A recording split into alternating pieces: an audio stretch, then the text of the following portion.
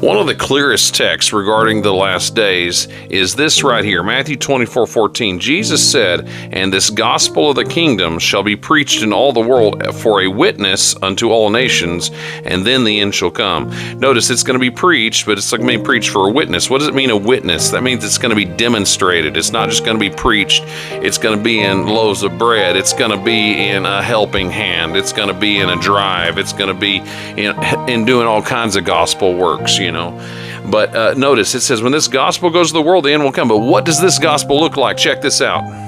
Now we're here in Revelation 14, verse 14, and it says, "And I looked, and behold, a white cloud, and upon the cloud one sat like unto the Son of Man." This sounds like the second coming to me. That's Jesus, having on his head a golden crown. He's no longer high priest, as you read in the book of Hebrews.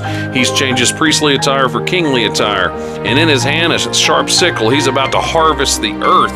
That's the resurrection. Let's see about the message that comes right before his return. Same chapter, a few verses back, it says, "And I saw another angel fly in the midst of heaven, having the everlasting gospel," that's the original gospel, "to preach unto them that dwell on the earth, and to every nation, kindred, and tongue, and people." So it's the same original gospel. It's not a pseudo-gospel, and it's going to the whole world. Now, angels don't preach, but they help preachers.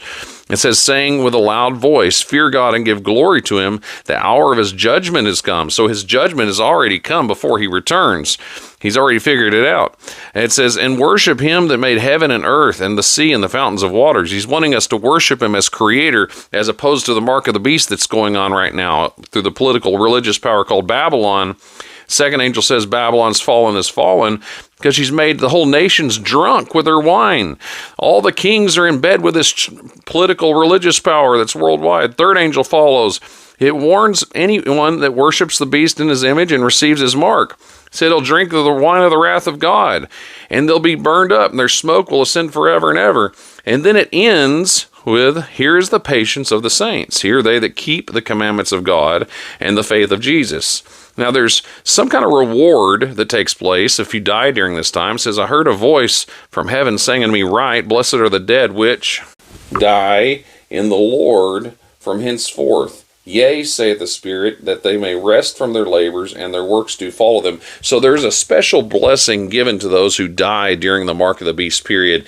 But here you have it. This is the final gospel. I kind of had to summarize to fit it all in, but it's Revelation 14, verses 6, all the way through 14, where you have the second coming right here. So that's the final gospel. Jesus says when the gospel goes to the world, after that he will return. But that's the actual gospel structure that will be preached.